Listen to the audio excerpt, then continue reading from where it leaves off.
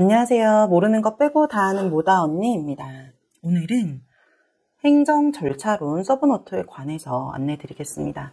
제가 서브노트 요청을 바로바로 좀 답을 못 드리고 있어요. 업무가 바빠가지고. 근데 업무가 바쁘다는 건 어쩌면 시험을 준비하는 여러분들에게 더 희소식이 아닐까요? 여기가 먼저 하는 사람이 바빠야지 하는 의미가 있잖아요. 그죠? 우선은 시험에 합격해야지 실무도 할 수 있는 거니까 열심히 공부 먼저 하시고요. 제가 저번 시간에는 민법에 관해서 안내를 드리고 민법 서브노트를 드렸어요. 근데 제가 제 11회 2023년도 11회 행정사 2차 시험에 합격을 했고 민법 시험은 그때 민법이 좀 난이도를 조절하던 시기여가지고 163점으로 나누기 3을 해야 돼요. 세 분이서 시험 채점관이 세 분이서 100 이렇게 주시거든요. 300점 만점의 기준으로 해서 그 점수가 나오는데 저는 민법은 163점이었어요. 163점이면 이제 그 50점이 좀 넘는 시험이잖아요. 그죠? 50점이 넘죠? 163 나누기 3. 54.33. 근데 그때 민법이 어려워서 이게 점수가 높았다고 하더라고요. 그리고 오늘 안내드리는 행정 절차로는 제가 231점 나누기 3 하면은 77점. 제 개인적인 생각은 절차로는 제가 그래도 1, 2등 하지 않았을까 싶어요. 왜냐면 77점이라는 평점이 되게 높은 거라고 하더라고요. 그래서 절차로는 제 감히 얘기하건대 제가 1등, 2등이었을 확률이 굉장히 높을 것 같아요. 절차론 하는데 되게 많이 힘들었었어요. 자, 절차론이 굉장히 방대합니다. 해보시면 아시겠지만 너무 방대해요. 그러다 보니까 이제 사람들이 이것만 해야지 하는 분들이 되게 많아요. 왜냐면 이것만 해도 너무 많으니까. 근데 저는 다 했어요. 처음 민법 할 때 안내 드렸잖아요. 있는 자료, 없는 자료 다 모아서 일단 처음부터 다 보자는 생각으로 진행을 했고 나중에 학원에서 A급, B급, C급 이렇게 주는 거는 오히려 역으로 다 본 다음에 체크를 했어요. 그렇기 때문에 그 급을 나눠줬을 때 이미 제 머릿속에 다 들어와 있었거든요. 제가 행정 절차를 준비한 목차는 111개. 네. 그러니까 너무 많죠. 사실 요거 말고 더 했던 것 같아요. 이제 이거는 정말 제가 무조건 머릿속에 넣었던 것들. 그리고 시험이 막바지 다가오면 교수님들이 더 그런 자료를 주시거든요. 거기서 없는 부분만 조금 더 발췌해서 봤는데 그건 추가로 추가했던 거라 사실 이 서브노트에 담지 못했어요. 왜냐면 서브노트를 계속 반복해서 수정할 수는 없거든요. 기본은 무조건 이거. 그 다음에 나중에 다 이게 어느 정도 암기가 되고 나면은 조금 식상해지는 시기가 와요. 다 아는 것 같은데 이게 맞나 하는 시기가 왔을 때 또 그런 새로운 자극을 좀 더 추구를 해줬습니다. 물론 서브노트가 기본입니다. 제가 서브노트 목차에 이렇게 써놓은 글이 있어요. 한번 읽어드릴게요. 그다지 중요하지 않은 것도 불이타로 나올 수 있다. 따라서 배제하지 말고 그 자리에서 생각나서 쓸 수 있도록 구어체로 바꿔서 쉽게 작성하도록 한다. 구어체로 쓸 때도 생각나도록 단 몇 줄이라도 적을 수 있도록 쓴다. 그래서 통과는 그 점수로 남들이 안 쓰는 걸로 해서 그런 점수로라도 나는 꼭 통과한다 라고 해서 여기 목차에 적어놨어요. 나중에 제 서브노트 받아보시면은 적혀 있어요. 제가 서브노트 중간중간에 되게 웃기지만 제가 저한테 편지를 썼거든요. 제가 저한테 편지를 써서 이게 공부를 하다 보면 사람이 지치기도 하고 또 때로는 힘들기도 하잖아요. 그래서 서브노트 한 켠에 행정사 한미경 이렇게도 써놓은 적도 있었고 노트북 한 켠에 행정사 한미경 이렇게 써놓은 적도 있어요. 그리고 서브노트 이렇게 지금 서브노트를 PC로 보고 있는데 나중에 받으면 보세요. 제가 같이 편집하면은 조금 화질이 떨어져서 어렵더라고요. 제가 이렇게 중간중간에 막 이렇게 써 있었어요. 그래서 뭔가 저를 다독이는 멘트들, 그 다음에 하기 싫을 때, 보기 싫을 때, 이건 꼭 해야 돼 하는 시기가 올 때쯤 또 거기에다가 남들이 안 보는 걸 봐서 통과한다 이런 내용들을 많이 적어놨거든요. 우선은 이 많은 걸 어떻게 외우지 하시는 분들이 있어요, 분명히. 근데 그런 생각을 한다는 것 자체가 사실 아직 시간이 남았다는 거예요. 우리 그런 얘기 있잖아요. 그냥 해 이런 거 있잖아요. 그냥 해. 뭐 방법을 왜 찾아? 그냥 하는 거야. 그냥 암기하는 거야. 이런 얘기 하잖아요. 진짜로 똥줄 타면은 어떻게라는 생각을 하지 않아요. 어떻게라는 생각을 할 때 그냥 외웁니다. 그냥.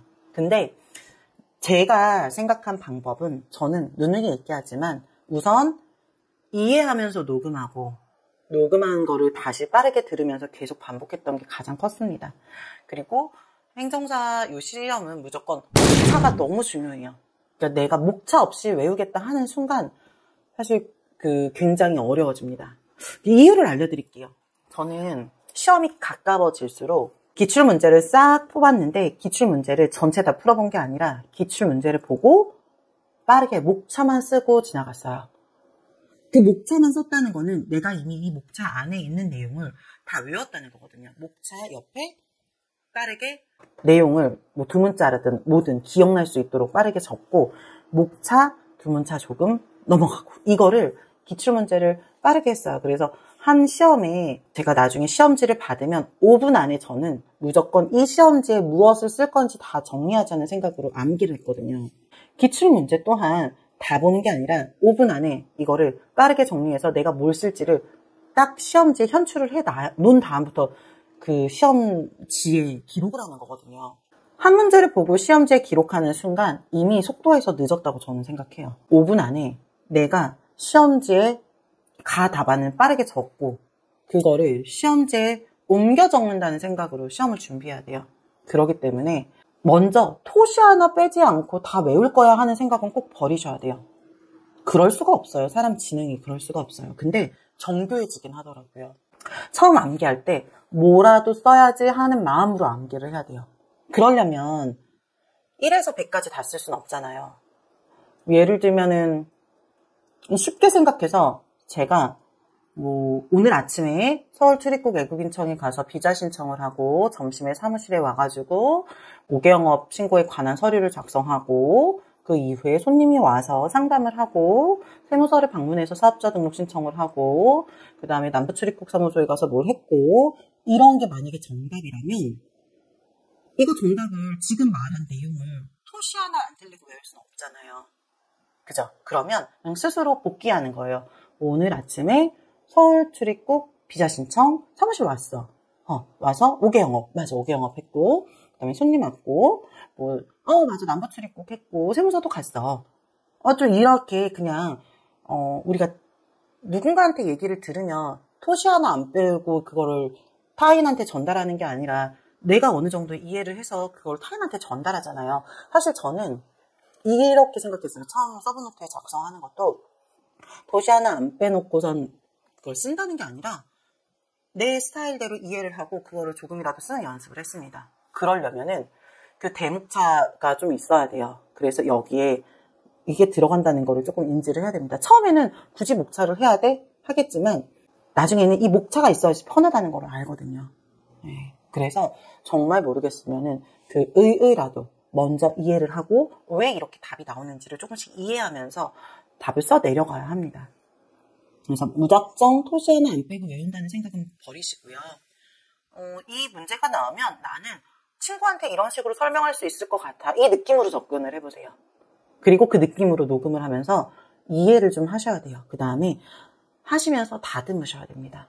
처음부터 싹 다 외운다고 생각하면은 사실 몇 페이지 못 넘어가요.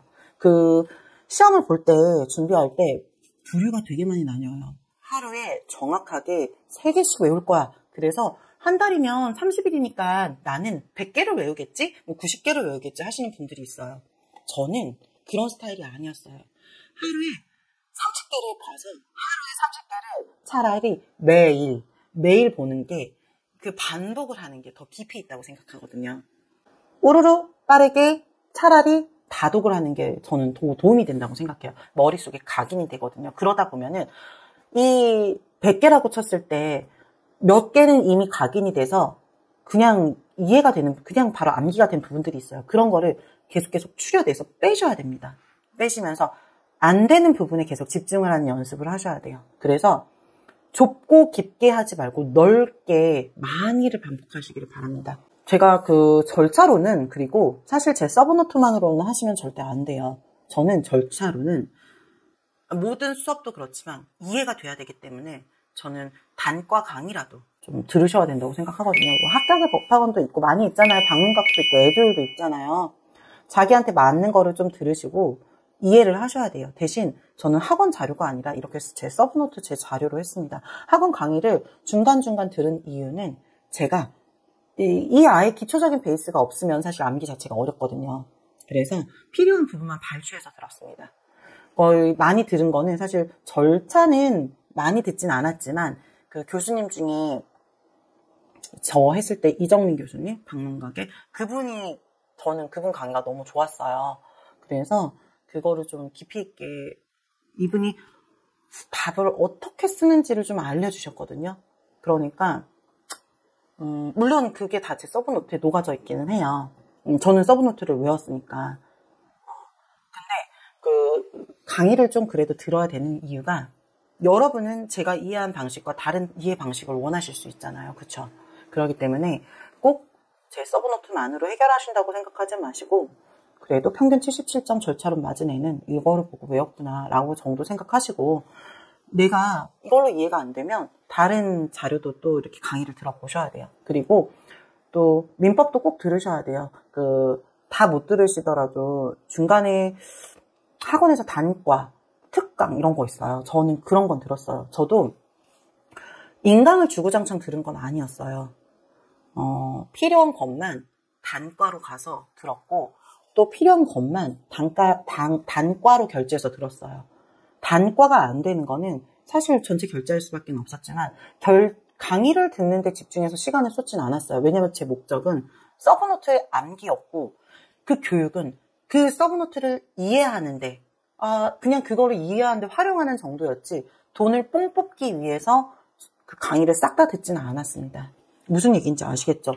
목적이 교육을 뽕 뽑는 데 있으면 안 되고 암기해서 합격하는 데 두셔야 돼요. 그래서 포커스를 꼭 잘 맞추시고 무조건 내가 어떤 방식으로든 현출해 내겠다는 일념으로 계속 공부를 하셔야 돼요.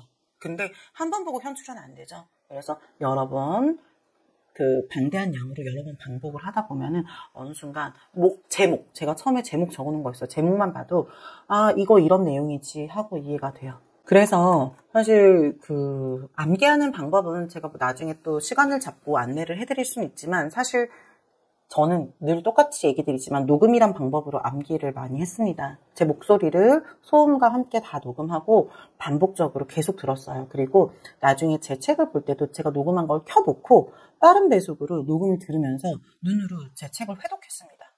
저는 이게 최고라고 생각해요. 왜냐면 공부하다 보면 집중력이 떨어지기 마련이거든요. 근데 그렇다고 쉴 수는 없잖아요. 그랬을 때 제 목소리 녹음을 듣고 빠르게 배속을 틀어놓고 눈으로 책을 보면 조금 낮은 집중력으로도 반복을 할 수가 있거든요. 그래서 꼭 회사 다녀오셔서 힘드신 분들, 오전에 너무 많이 공부해서 더 이상 공부하기 싫다고 하시는 분들도 이 방법을 쓰시면 추가적으로 공부를 계속하실 수가 있습니다. 그래서 오늘은 이 절차론에 대한 내용을 했고 서브노트 남겨달라고 하시면은 댓글 꼭 좀 한번 달아주세요. 그래도 네, 댓글 좀 한번 달아주세요. 달아주시고 제 메일 주소 남겨놓을 테니까 메일로 서브노트 요청하시면은 절차론 서브노트 부탁드립니다. 절차론 서브노트 주세요. 뭐 이러면은 드릴게요. 대신 제가 업무가 바쁘다 보니까 한 3일 있다가 드릴 수도 있고 5일 있다 드릴 수도 있고 막 그래요. 그래서 일단은 드리긴 할 테니까 빨리 발견하면 빨리 드릴게요. 조금 늦더라도 그래도 최대한 빨리 드리도록 하겠습니다. 그리고 서브노트는 양면으로 제가 했거든요. 그러니까 가로로 출력을 하셔서 이렇게 양면으로 한 번에 4개의 지문을 볼 수 있도록 설계를 한 거예요. 근데 여러분들은 지금 제가 공부했을 때랑 지금이랑 내용이 바뀌었을 수가 있잖아요. 그거를 양면으로 출력을 해서 요새 라벨지 있거든요. 잠깐만요. 뭐